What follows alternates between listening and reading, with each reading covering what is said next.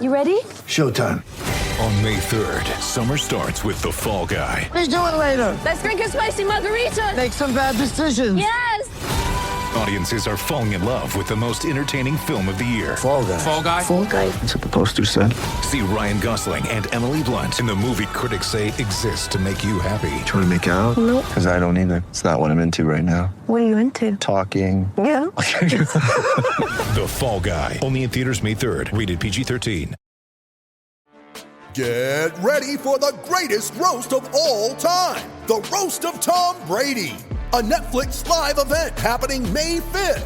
Hosted by Kevin Hart, the 7-time world champion gets his cleats held to the fire by famous friends and frenemies on an unforgettable night where everything is fair game. Tune in on May 5th at 5 p.m. Pacific time for the Roast of Tom Brady, live only on Netflix.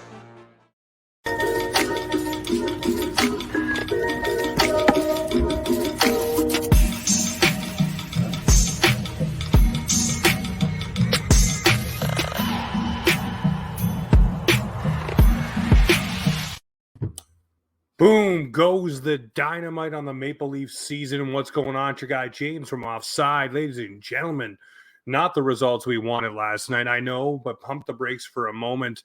Let's calmly reflect on what was this series for the Toronto Maple Leafs and realize this team actually did something we've accused them of not being able to do for years. Show some heart, show some resilience, and show some show up.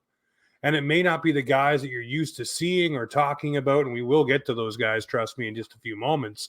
But this team forced to Game 7 when everyone and their dog thought this team was out of it, thought they were done, thought they were no more, thought they could kiss their arses goodbye, and they won Game 5, Game 6, and they gave us that glimmer of hope for Game number 7, where we all thought maybe this might be something that the Toronto Maple Leafs could pull off and do. And just like my Mac here, they fell apart the last minute. I look at this Toronto Maple Leafs team and say, okay, who were the passengers here in this series? Who were the guys that didn't show up? And if you want to point a finger and say, well, William Nylander did a lot of the heavy lifting for this squad, even though he missed a few games with migraines and not being able to physically see, apparently. And then there's the mystery ailments that we will learn about this week, specifically tomorrow, about Austin Matthews and what went wrong with him. For me, I look at these guys and I say, who are the ones that caused me the most grief this series? I'm looking at a guy like Tyler Bertuzzi at one primary point. I know that he was a shift disturber, got in the face of people, and we all love the big hits he threw, but you do need to bang in a couple of points and make yourself noticeable, a la Mr. Max Domi. Max Domi, for me, was not a passenger in this series at all. But then I look at a guy like Mitch Marner, and I see him infighting with his own teammates on the bench, being told that this isn't effing junior. Stop crying. It's true. Stop crying. Show up. Do what you're good at. Show us what you're good at. And I'll tell you right now, this Maple Leaf team couldn't show us what they were good at on the power play. They just weren't able to do it. And this team being lauded, saying our power play will be our weapon. Well, where's that weapon when it was needed the most here in the playoffs? It was not available to them. They were not able to pull the trigger. They were not able to score the key goals. They were not able to do the things they did in the regular season because time and space dries up. But also, they were not able to score the goals on the power play because they had a reluctant coach, in my opinion, to put the right guys who are going. If you're going to have guys that are able to bang things in, look at February when this team was clicking on the power play. A guy named Tyler Bertuzzi was a part of that power play and getting it done. So for me, I'm looking at it and saying, why is Tyler Bertuzzi in your most important games of the season not the go-to guy? Why is he not? I don't know. I don't know why Sheldon Keefe didn't decide to put him on that first unit. I don't know why certain things did not happen with this team the way they should have happened with a seasoned coach. And we will talk about Keefe. Oh, yes, we will. But to keep talking about this power play, there are things you need to do in the playoffs that you don't do in the regular season. They're greasy, dirty, grimy goals. And unfortunately, the finesse does not work.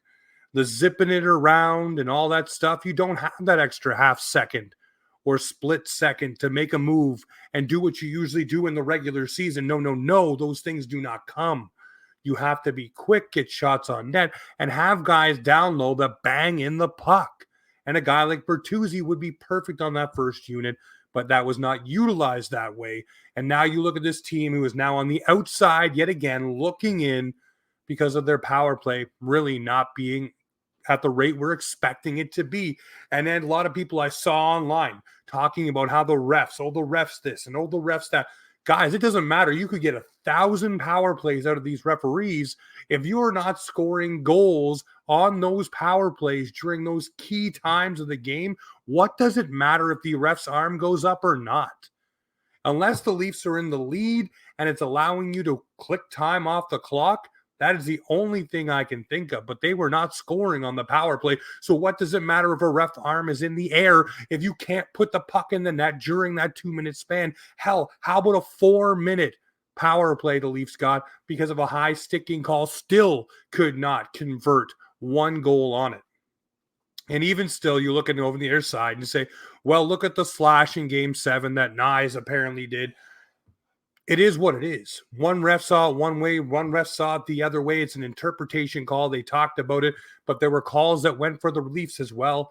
There should have been a penalty on Holmberg against Lohrei when he slammed him in the glass. That's called 9 times out of 10. The Leafs got away with one there. Boston got away with one here. It doesn't matter. The fact of the matter is when the Maple Leafs had an opportunity on the power play, they did not score, and that boils down to coaching. Figuring out how to get guys away from certain matchups or get somebody on that unit that can do what you need them to do.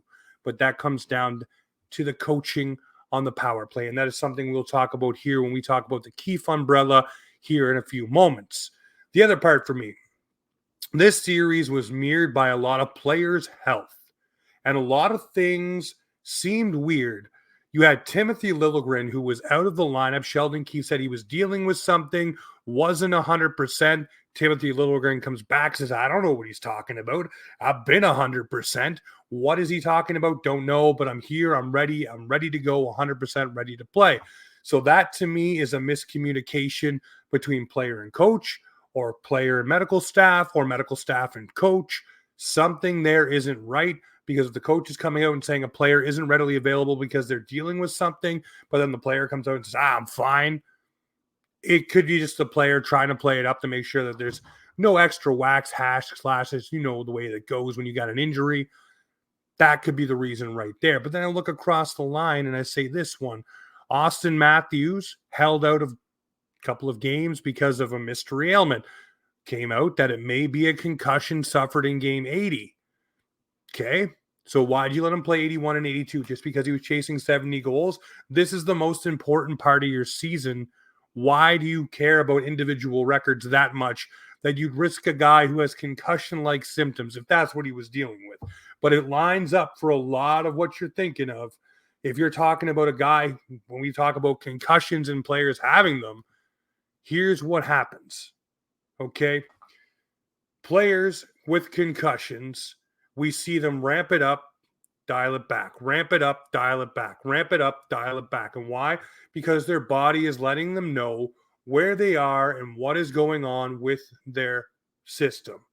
And when you have a concussion and when you ramp it up, your body goes into that mode where you feel sick, you feel dizzy, you feel like throwing up, you can't push harder, and you have to dial it back down and then dial it back up again to see where your body is at repetitively. And it seemed like that's what Matthews was doing. And what they said was Austin Matthews felt sick as he went along in this series. So if you're talking about a concussion-like symptom, it fits the bill. The not feeling well, the fatigue, the injury factor where your head's not in it, you can't feel that great.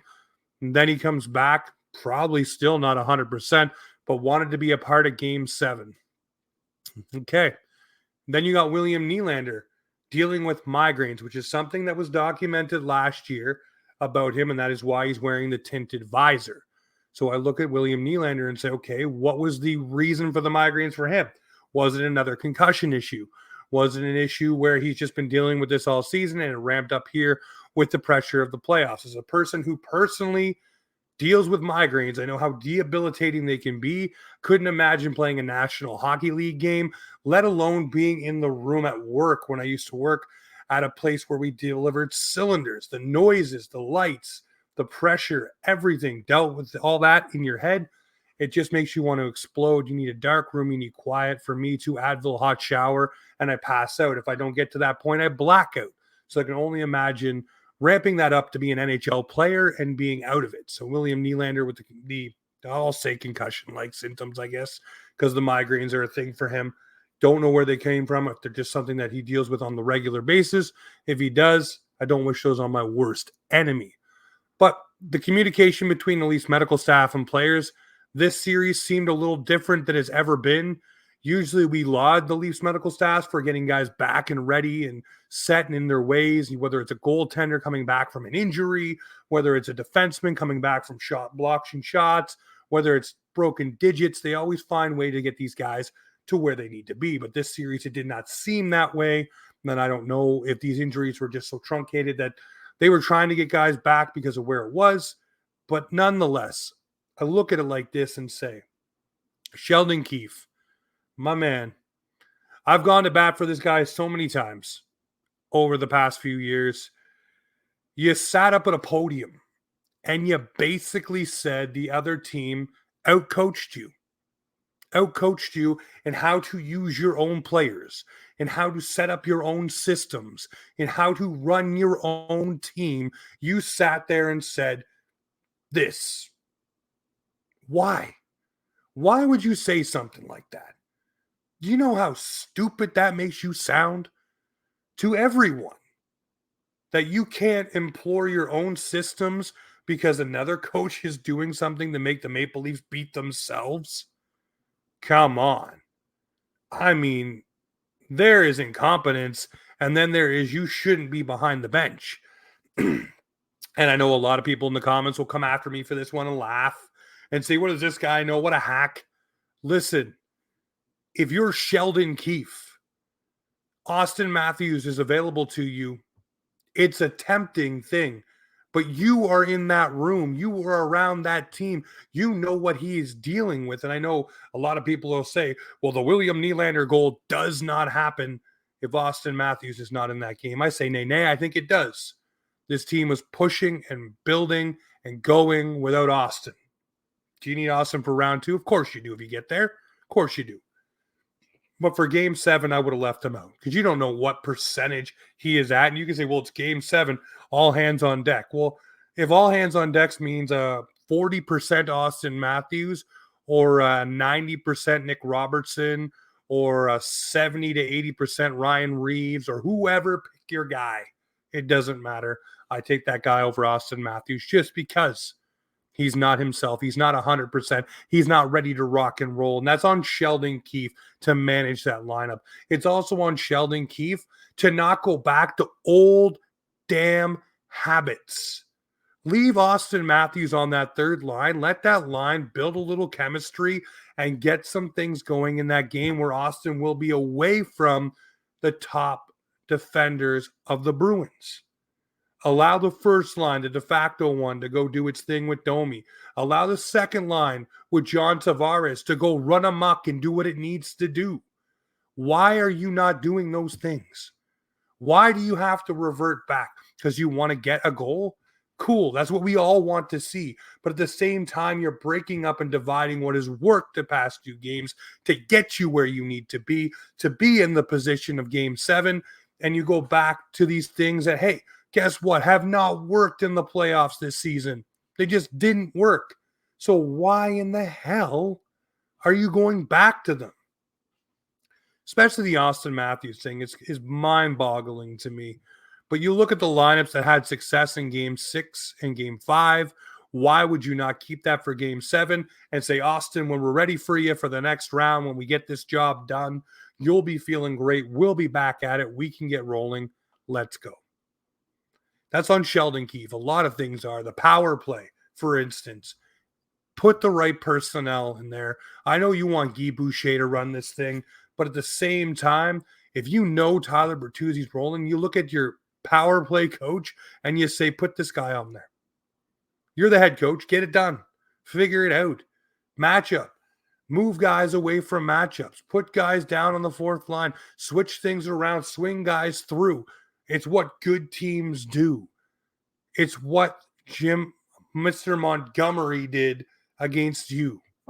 He switched it up to make sure this team got clicking. He divided his best players amongst 2 power play units because it wasn't working. Holy smokes, eye opener. Figure it out. It's not the big galaxy brain thing it needs to be. You got guys that are rolling. Hello, Max Domi. That guy should be rolling with some of the best players and figure it out. I don't understand why Sheldon Keefe, every single playoffs, can't make the simple adjustments or just leave things well enough alone to get it done. I'm sorry to say this, Sheldon Keefe, and I know I've had a couple interactions with you over the past, but you're done in my books. You cannot be the coach of the Maple Leafs. We cannot keep burning through prime years of Austin Matthews. That is something I don't want to see. I want to see this team win something. I don't think Sheldon Keefe is the man to do it. I don't think Brendan Shanahan is the man upstairs to execute the plan anymore. He scorched the earth, great, but now there needs to be someone to take that ball, Masai Ujiri style, and get the job done. And Brad Treliving, I know a lot of people aren't going to like this, but he just took over. He took over a team with minimal time to plan, minimal time to figure out free agency for this squad. And he was able to take this team and still make them a 100-plus point team, get them into the playoffs, and figure out what you do. And most could say a donkey could have done that because of the players on this team, but he did make some okay signings. A couple took a while to get going, but they did not do it in the playoffs. So for me, Shanny, you're gone. Keefe, you're gone. Treliving can stay. I'm wearing a Pizza Planet shirt. I think he can deliver this to the Maple Leafs faithful this offseason with the moves that he makes. Also, Easton Cowan, Fraser Minton. I know you're like, James, you're talking about young kids. They look like they could be key pieces to this team. Young, cheap contracts, allowing you to spend on the back end. I'd bring back Lyubushkin if it's cheap. I'd bring back Edmonston if it's cheap as well. Both of those players are players I'd like to see with Morgan Riley and Mr. Simone Benoit. Everybody else can go, and even if Lyubushkin did walk, that's okay for me. But, you know, I look at it like this and say a guy like Mitch Marner. We all love Mitch. We love the energy. We love the pop. We love what he brings to this team. We love the fact that Mitch Marner really can be the stick that stirs the drink in the regular season. But when it comes to the postseason, he's not that guy. He's just not that guy. The physicality gets the best of him. The pressure gets the best of him. We've seen it against him and Nylander. Nylander basically telling him to suck it the F up and figure it out in better words than I just used. But to me, Mitch Marner, you look at teams that have made moves to go further. Tampa, hello, JT Miller, see you later. You look at, again, Huberdeau, hello. The Florida Panthers are in round 2, went to the Cup final last year.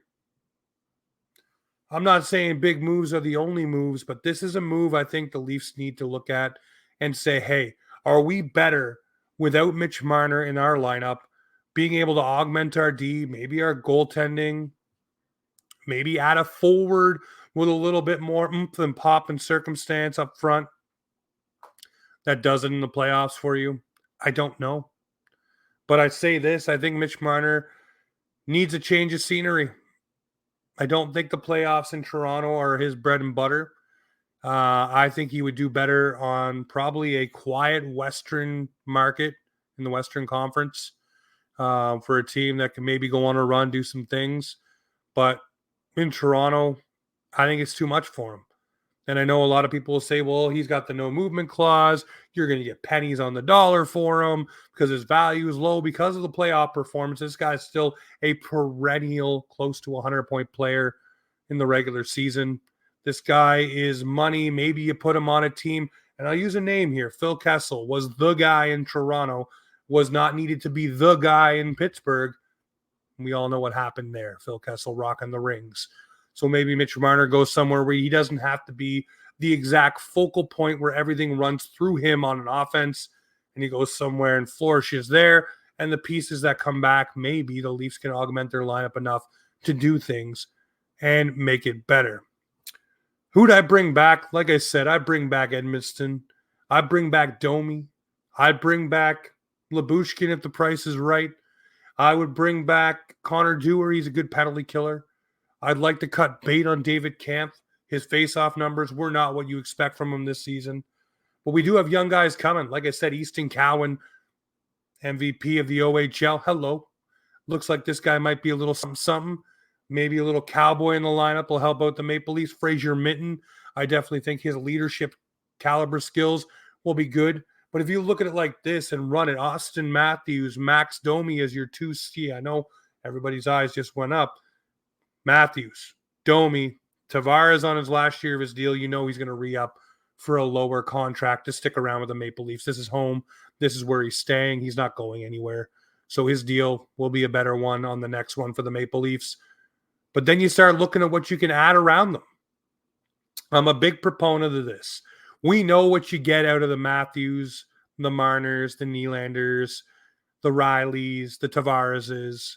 So you have to insulate them with the right type of players. And I think Treliving did that with Domi this year, a guy who can really hang with Austin Matthews, which is great because that frees up Mitch Marner to play on a different line.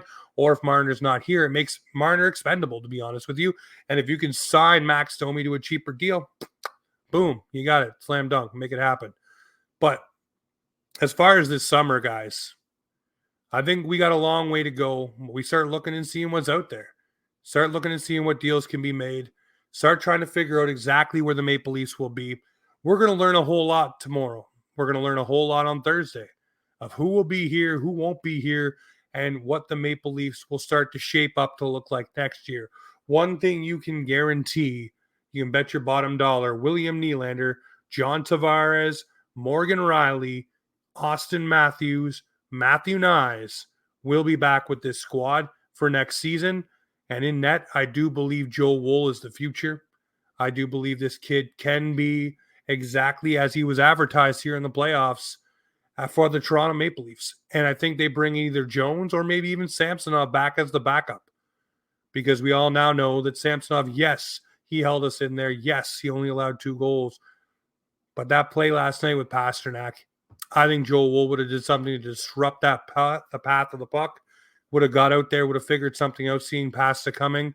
I do think that Samsonov froze in the moment, and that cost the Leafs the Game 7. But Leafs Nation, I want to say this. I've been off for a little bit. There's been some things that went on. My dog passed away. That really put a damper on me. I started a new job, just doing different things. So it hasn't been the same schedule for me to get back to this. So once a week, I will be on this machine talking to you about the Maple Leafs, having a guest, talking about whatever is going on in the current of the NHL. And you know the guests that we have. We have them from everywhere, whether it's the NHL, whether it's ESPN, TSN, Sportsnet, you name it. We have them on this show, and we talk about what we want to talk about. So we will keep that coming to you. Thank you to our friends, the Hockey Podcast Network. Thank you to DraftKings for helping us out throughout the season. Make sure you use the promo code THPN over on DraftKings. $5 gets you $200 in instant bonus bets. You can check it out. And of course, our friends over at Boxing Rock Brewing Co. We re-upped with them this April. So happy to have them back on board. Our friends over here, and we'll see soon, FE Apparel. Really looking forward to doing that video for you guys and pumping that out. And everyone else who's worked with Offside Hockey Talk this season. Puck and Glass, we see you. Got you right here. Tons of people that help the machine work here at Offside. And I want to say thank you to Clark Monroe and my boy D4, Dylan Fournier, that have been on with me many, many times this season. But hey, the Leaf season is done, but Offside Hockey Talk, you know the motto, Offside Hockey Talk, where the Maple Leafs and hockey come to talk.